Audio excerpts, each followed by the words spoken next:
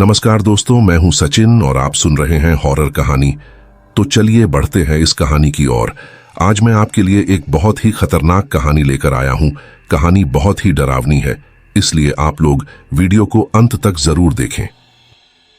दोस्तों, अगर आपके पास कोई डरावनी सच्ची कहानी है तो आप मुझे इंस्टाग्राम पर अपनी कहानी भेज सकते हैं। कहानी शुरू करने से पहले आप लोगों से एक छोटा सा अनुरोध है। अगर चैनल पर नए हैं तो वीडियो को लाइक और चैनल को सब्सक्राइब कर लीजिए और कमेंट में हमें जरूर बताना कि हमारी कहानी आपको कैसी लगी और यह भी बताना कि आप किस शहर से वीडियो देख रहे हैं। तो चलिए दोस्तों, बिना किसी देरी के कहानी को शुरू करते हैं।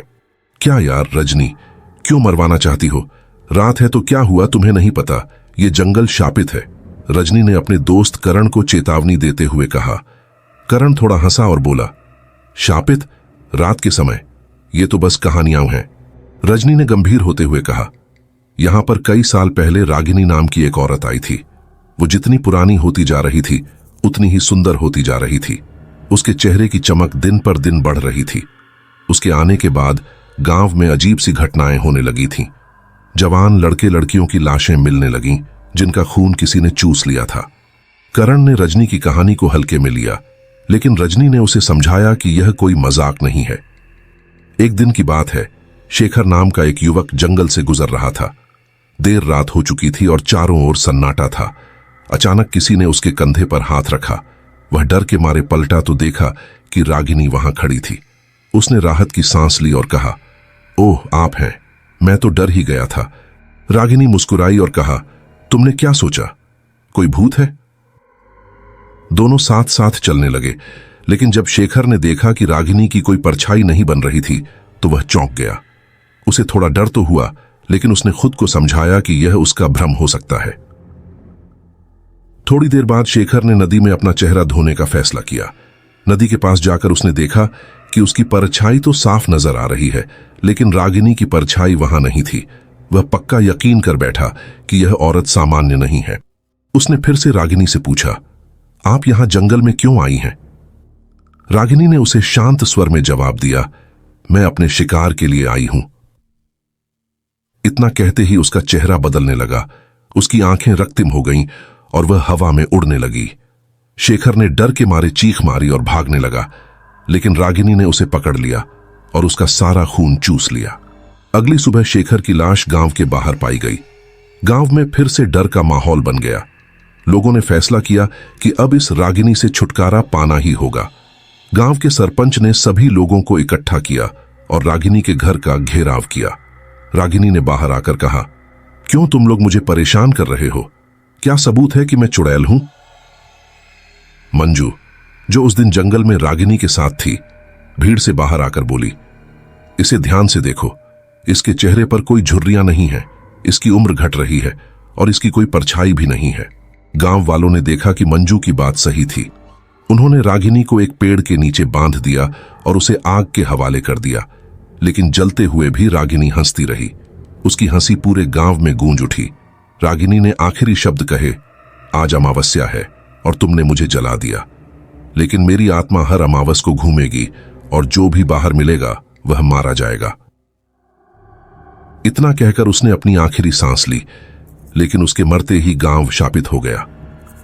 अब गांव में कोई भी अमावस की रात को बाहर नहीं निकलता था। रोहन का बर्थडे खुशी खुशी मनाया जा रहा था। सभी लोग जश्न में मग्न थे। रात के 12 बजते ही अमावस्या का दिन शुरू हो गया, लेकिन किसी को इस बात की भनक नहीं थी। रात का अंधेरा छा गया और सब सोने चले गए। रोहन, उसके पापा और उसके भाई अनिकेत छत पर सोने लगे। सब कुछ सामान्य लग रहा था, लेकिन रात के मध्य में अनिकेत को एक अजीब सी बदबू आई। उसने देखा कि रोहन बिस्तर पर नहीं था। वह घबरा गया और अपने पापा को जगाया। गांव में हल्ला मच गया कि फिर से कोई बच्चा गायब हो गया है। रोहन की मां भी बाहर आकर चिल्लाने लगी, रोहन, रोहन, बचाओ मेरे बेटे को। गांव के सभी लोग इकट्ठा हो गए, लेकिन रोहन का कोई पता नहीं चला। तभी अचानक छत पर कुछ गिरने की आवाज आई। जब अनिकेत ने ऊपर देखा तो उसकी आंखें फटी की फटी रह गईं। वह चुड़ैल रोहन को अपने रीछ जैसे हाथों में थामे हुए थी और उसके गले से खून चूस रही थी। रोहन दर्द से तड़प रहा था, लेकिन चुड़ैल उसे छोड़ने का नाम नहीं ले रही थी। हवा में उड़ते हुए वह रोहन को लेकर जंगल की तरफ चली गई। अगले दिन रोहन की लाश गांव के बाहर मिली। वह इतनी विकृत हो चुकी थी कि पहचानना मुश्किल था। अमावस का अंधेरा एक बार फिर आने वाला था और अनिकेत ने ठान लिया था कि वह इस बार चुड़ैल से बदला लेगा। रात को अनिकेत ने अपने कमरे में खुद को अकेला छोड़ दिया। उसने जानबूझकर दरवाजे की कुंडी नहीं लगाई, यह जानते हुए कि चुड़ैल फिर से आएगी। अचानक दरवाजा खुला और अनिकेत ने देखा कि चुड़ैल धीरे धीरे उसकी ओर बढ़ रही है।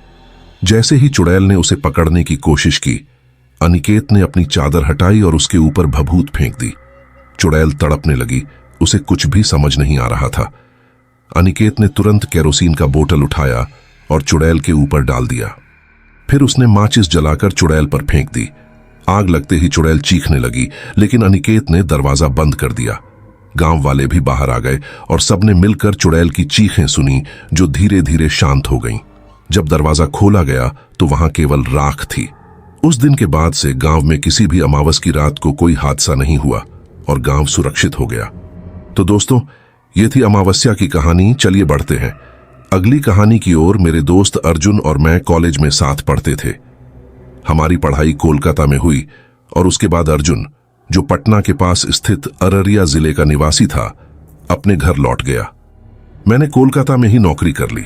कुछ समय तक हमारे बीच कोई संपर्क नहीं हुआ, लेकिन एक दिन अचानक मुझे अर्जुन का पत्र मिला। उसने लिखा था कि वह मुझसे मिलना चाहता है और चाहता था कि मैं कुछ दिनों के लिए उसके पास आकर रहूं।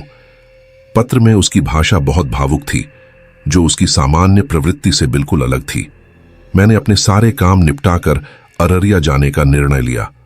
कुछ कामों की वजह से थोड़ी देरी हो गई, लेकिन आखिरकार मैं पटना से ट्रेन लेकर अररिया जा पहुंचा। वहां से बस लेकर अर्जुन के गांव के नजदीकी तिराहे पर उतरा और फिर पैदल ही गांव की ओर चल पड़ा। चलते हुए मुझे एक चाय की दुकान दिखी। मैंने चाय का ऑर्डर दिया और इधर उधर नजर दौड़ाई। चारों ओर हरियाली, खेतों में लहलहाती फसलें, तालाबों में मछलियां और लोगों के चेहरे पर मुस्कान देखकर दिल खुश हो गया।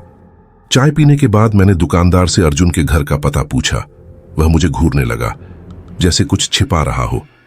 थोड़ी जानकारी मिलने के बाद मैं अर्जुन के घर पहुंचा। वहां देखा कि उसके पिता और भाई कुछ पुलिस वालों से घिरे हुए थे। मेरा दिल तेजी से धड़कने लगा, अनहोनी की आशंका से। अर्जुन के पिता मुझे देखते ही दौड़ते हुए पास आए और मुझसे लिपट कर रोने लगे। पूछने पर मालूम हुआ कि अर्जुन पिछले कुछ दिनों से लापता है। रात को अर्जुन के पिता से बात करते हुए मैंने अर्जुन के पिछले कुछ दिनों की जानकारी ली और फिर सोने चला गया। अचानक मुझे ऐसा लगा जैसे कोई मेरा नाम लेकर पुकार रहा है, जैसे कोई रो रहा हो। मेरी आंखें खुल गईं। सुबह होने वाली थी। गांव का भोर का समय बहुत ही मनमोहक होता है। बाहर का दृश्य मन को मोह लेने वाला था, लेकिन उस सपने का ख्याल मुझे परेशान करने लगा। दिन भर मैं गांव में बिना किसी खास मकसद के घूमता रहा। थाने के सामने से गुजरते हुए मैं थानेदार मिस्टर रिजवी से मिला। उन्होंने बताया कि अर्जुन अपने चाचा के साथ व्यापार करता था और उसकी आर्थिक स्थिति ठीक थी, लेकिन अचानक गायब हो जाना उन्हें भी संदिग्ध लगा। उन्होंने कहा कि अगर मुझे कुछ भी अजीब लगे तो उन्हें तुरंत बताऊं। शाम को मैं अर्जुन के चाचा की दुकान पर पहुंचा। उन्होंने मुझे वहां रहने से मना कर दिया और कहा कि बेहतर होगा कि मैं वापस लौट जाऊं। गांव में लोग जल्दी सोने और जल्दी उठने के आदी होते हैं, इसलिए रात का खाना खत्म कर हम लोग सोने चले गए। लेकिन जैसे ही मैं सोने लगा, फिर वही रोने की आवाज सुनाई दी। यह आवाज मुझे पुकार रही थी, कहीं आने के लिए कह रही थी। रात के समय अनजान जगह पर जाने से मेरी हिम्मत थोड़ी डगमगा रही थी, लेकिन मैं उस आवाज से परेशान हो रहा था। आखिरकार मैंने उठकर बाहर जाने का फैसला किया। आंगन में चारपाई पर बैठते ही अर्जुन के पिता की आवाज ने मुझे चौंका दिया। उन्होंने पूछा, नींद नहीं आ रही?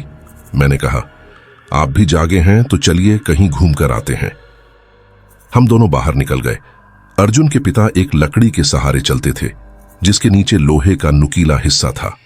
हम काफी देर तक चलते रहे और मैं उस आवाज को सुनता रहा, लेकिन शायद किसी और को वह सुनाई नहीं दे रही थी। चलते चलते जब हम गांव के बाहर एक पुराने पीपल के पेड़ के पास पहुंचे तो वह आवाज आनी बंद हो गई। भोर का समय हो रहा था। पीपल के पेड़ के नीचे कुछ असामान्य दिखा, जैसे वहां हाल ही में खुदाई की गई हो। मैंने अर्जुन के पिता को इसके बारे में बताया। वह तुरंत अपनी छड़ी से उस जगह को खोदने लगे। कुछ ही देर में आसपास खेतों में काम कर रहे लोग भी वहां इकट्ठा हो गए और हमने उस जगह को खोदना शुरू कर दिया। थोड़ी ही देर में 5 फीट गहराई पर हमें अर्जुन की लाश मिली, जो अनाज के बोरे में लिपटी हुई थी। पुलिस की मौजूदगी में उसके पाजामे की जेब से एक पत्र मिला, जिसमें अर्जुन ने अपने चाचा द्वारा दुकान से की गई हेरा फेरी के बारे में लिखा था और अपनी मौत की आशंका जताई थी। पुलिस ने तुरंत अर्जुन के चाचा और उनके 2 साथियों को गिरफ्तार कर लिया। अर्जुन के पिता मुझसे लिपट कर रोए और मुझसे वादा लिया कि मैं हर साल उनसे मिलने आऊंगा। तो दोस्तों, यह थी आज की कहानियां। अगर आपको यह कहानियां पसंद आई हों तो वीडियो को लाइक और चैनल को सब्सक्राइब करना ना भूलें। मैं आपका दोस्त सचिन जल्द ही मिलूंगा आपसे नई कहानियों के साथ। तब तक के लिए अपना ख्याल रखें।